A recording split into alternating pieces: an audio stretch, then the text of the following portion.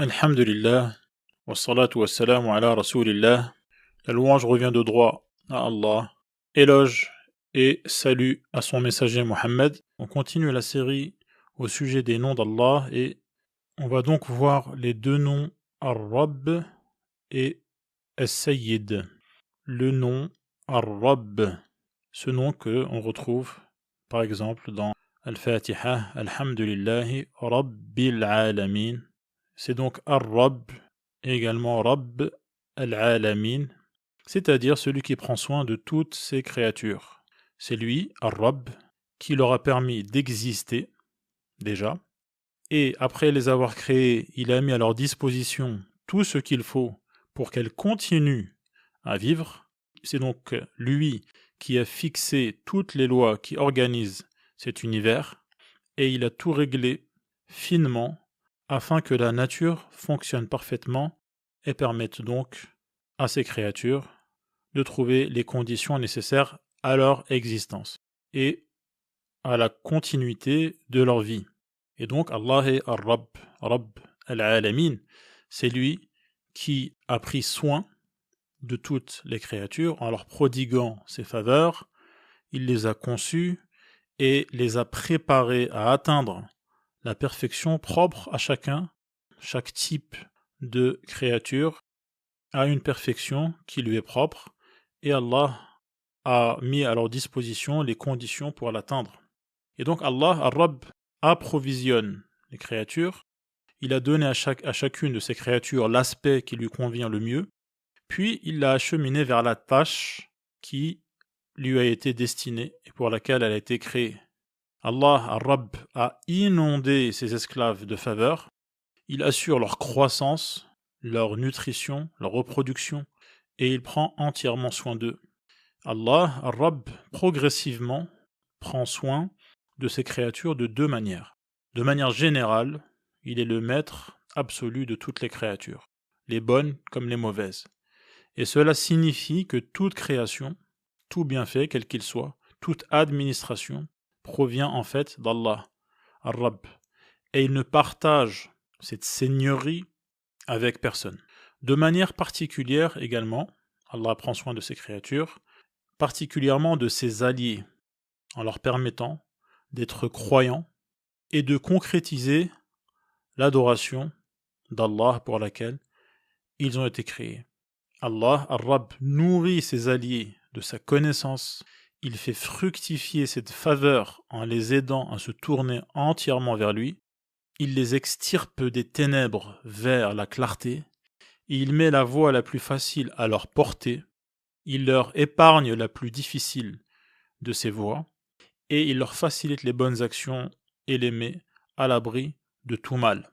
C'est pour cela que les invocations adressées par les prophètes, par les gens sensés, par les élus, incluent le nom Ar-Rabb. Le nom Ar-Rabb, Rabbana, souvent on retrouve dans le Coran les invocations de cette élite, notamment les prophètes. On retrouve dans ces invocations le terme Rabbana ou Rabbi. En fait, ils ont à l'esprit la réalisation des notions évoquées relatives à la qualité de Rabb, et ils demandent ces soins particuliers qui proviennent de ce Seigneur. On remarque ainsi que toutes leurs prières sont de ce genre, et il est extrêmement utile de garder ces significations relatives au Rabb à l'esprit. As-Sayyid signifie le maître absolu. Seul lui, Allah As-Sayyid, réunit toutes les qualités de souveraineté. Personne ne peut lui disputer ce prestige. Tout l'univers est sous son emprise et il est à ses ordres. Allah, As-Sayyid, administre les cieux et la terre par les lois qu'il est le seul à avoir fixées. Seul Allah, le Tout-Puissant, mérite d'être adoré avec docilité et amour. Wallahu a'lam.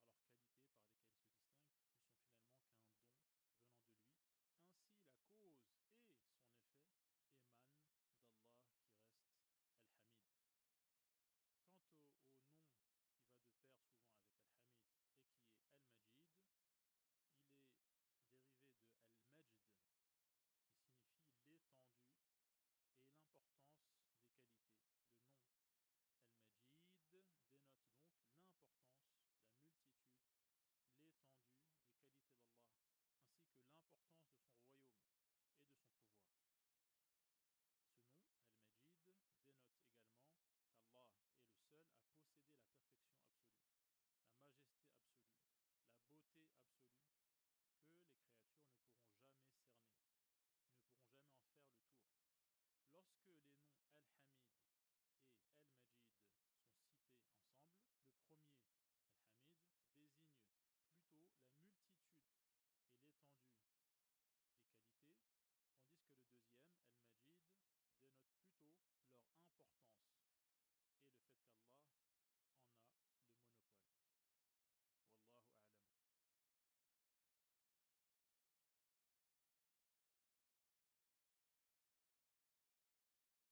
Alhamdulillah, wa salatu wa salamu ala rasulillah. La louange revient de droit à Allah. Éloge et salut à son messager Mohammed. On va voir aujourd'hui le nom Al-Qarib et le nom Al-Mujib. Al-Qarib, donc de manière générale, Allah est à proximité de tout le monde par sa science et par sa fine connaissance des détails, par sa vue, son ouïe et l'étendue de son hégémonie, et il est particulièrement proche, Qarib, de ses esclaves croyants. Cela est imperceptible, mais on en constate les effets, tels que la délicatesse des soins ressentis, tels que l'aisance de la réussite qui devient facile et à portée de main, et également les bons choix qu'on parvient à faire. La réalisation des invocations, ce sont des effets de sa proximité particulière. Voilà pour Al-Qarib.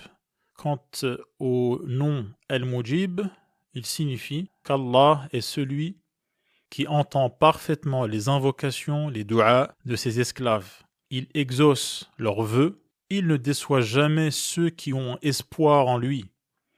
Il tient toujours ses promesses, ce qui montre que ses ressources sont inépuisables. Allah, Al-Mujib, aime qu'on adresse nos prières à lui et qu'on insiste, et ses demandes sont même le cœur de l'adoration. Ainsi donc, Allah est Al-Qarib et Al-Mujib. Il est proche de tout un chacun. Il est plus proche de l'homme que sa propre veine jugulaire. Et cette proximité est de deux sortes. Une proximité générale, par sa science, sa connaissance, sa surveillance, son observation, par le fait qu'il cerne tout. Il est ainsi plus proche de ces créatures que leur propre personne. L'autre sorte de proximité est particulière, elle ne concerne que ceux qui adorent Allah, qui le prient et qui l'aiment. On ne peut cerner la réalité de cette proximité. Cependant, on en connaît les effets, comme on a mentionné, donc la délicatesse d'Allah envers l'esclave, l'aide et le succès qu'il obtient de lui, ainsi que la présence du cœur au moment où cette proximité particulière d'Allah a lieu. Elle se manifeste également par la réalisation des vœux et la récompense dont bénéficient les dévots, les gens qui s'adonnent à l'adoration d'Allah. Les noms Al-Qarib et Al-Mujib forment une bien jolie paire. Allah subhanahu wa ta'ala dit « وَإِذَا سَأَلَكَ عِبَادِي عَنِّي فَإِنِّي قَرِيبٌ أُجِيبُ دَعْوَةَ الدَّاعِ إِذَا دَعَانِ » Ce qui signifie « Et si mes serviteurs t'interrogent à mon sujet, alors je suis tout proche, je réponds à l'appel de celui qui m'invoque. » Allah dit également « وَقَالَ رَبُّكُمُ ادْعُونِي أَسْتَجِبَ لَكُمْ » Et votre Seigneur dit « Implorez-moi, je vous exaucerai. » Allah est donc celui qui répond de manière générale à tous ceux qui l'invoquent, quels qu'ils soient, où qu'ils soient, quelle que soit leur situation, car il leur a fait cette promesse inconditionnelle. Allah est également celui qui répond particulièrement à ceux qui ont répondu à son appel. Donc eux ont répondu et lui leur répond de manière particulière. Ces gens-là se sont pliés aux lois d'Allah et c'est pour cette raison qu'Allah dit ensuite فَلْيَسْتَجِيبُوا لِي qu'ils répondent à mon appel. Autrement dit, s'ils me répondent, j'en ferai autant. Je répondrai également. Citons d'ailleurs le hadith mentionnant l'état de l'amoureux qui répond à l'appel de son Seigneur en accomplissant les actes facultatifs en plus des obligations. Ce hadith mentionne notamment qu'Allah a dit « Je jure que s'il me sollicite, je lui donnerai ce qu'il désire, et que s'il demande ma protection, je la lui accorderai. » Allah répond également de manière particulière à tous ceux qui sont dans le besoin, comme il l'affirme dans ce verset « Amman yujibul mudtarra idha da'ah » qui répond donc à l'angoissé quand il l'invoque. Par ailleurs, ceux qui ont perdu tout espoir venant des créatures, ceux qui convoitent fortement la délivrance qui proviendrait du Maître de l'univers tout en s'attachant à lui, ces gens-là voient leurs vœux se réaliser plus vite qu'on ne peut l'imaginer. La réalisation des vœux est à la taille du besoin et de l'espoir d'obtenir les faveurs du Seigneur Al-Qarib Al-Mujib. Wallahu a'lam.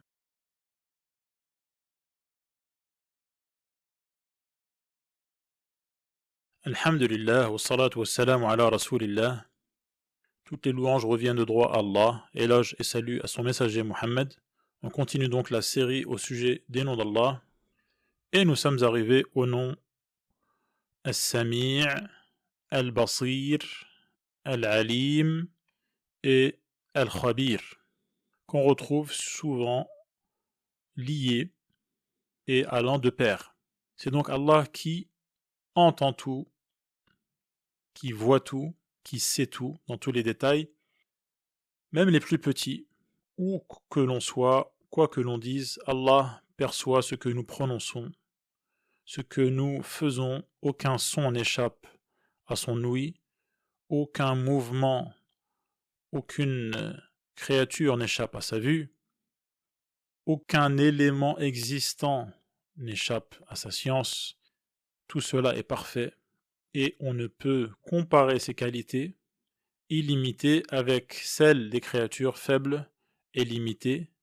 Soignons donc notre langage et notre attitude car Allah nous voit et nous entend. As-Sami' signifie qu'Allah entend tous les sons dans toutes les langues, quelle que soit la demande à voix haute comme à voix basse. سواء منكم من أسر القول ومن جهر به ومن هو مستخف بالليل وسارب بالنهار. Sont égaux pour lui celui parmi vous qui tient secrète sa parole ou la divulgue, celui qui se cache de nuit et celui qui se montre au grand jour. Al-Basir signifie celui qui voit absolument tout, même le pas d'une fourmi noire sur un rocher en pleine nuit.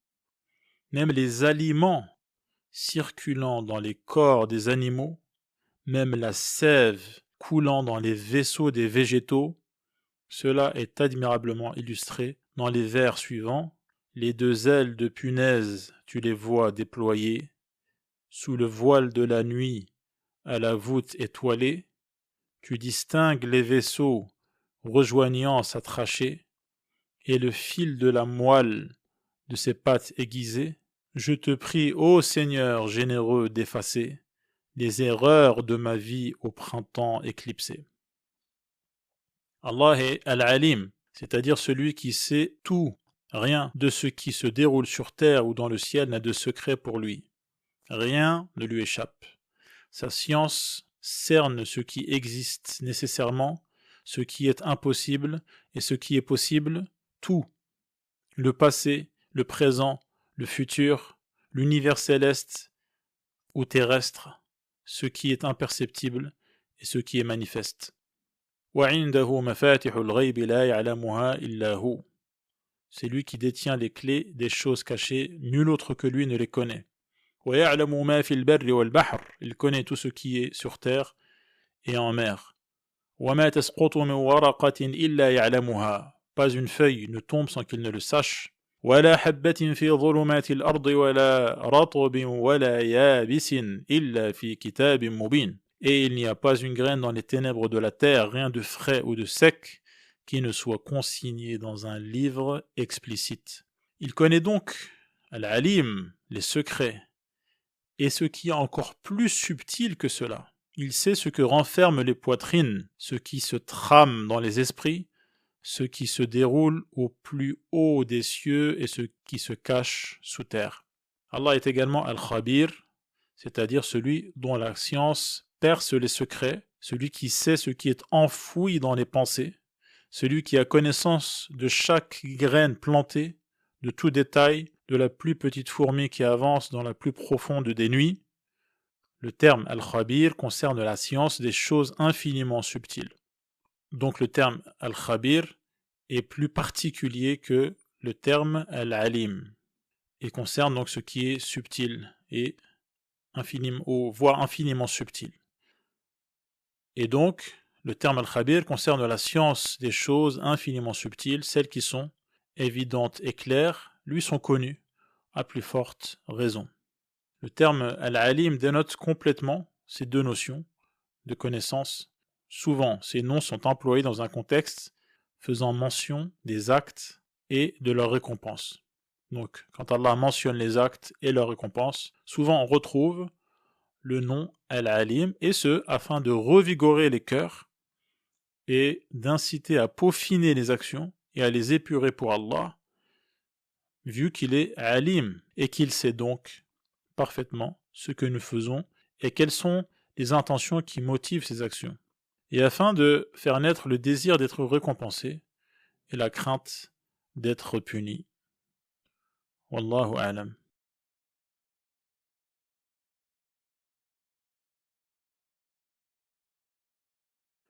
Alhamdulillah, wa salatu wa salam ala rasulillah. Toutes les éloges reviennent de droit à Allah. Éloges et salut à son messager. On continue la série au sujet des noms d'Allah. Et nous sommes arrivés au nom Al-Wasi'.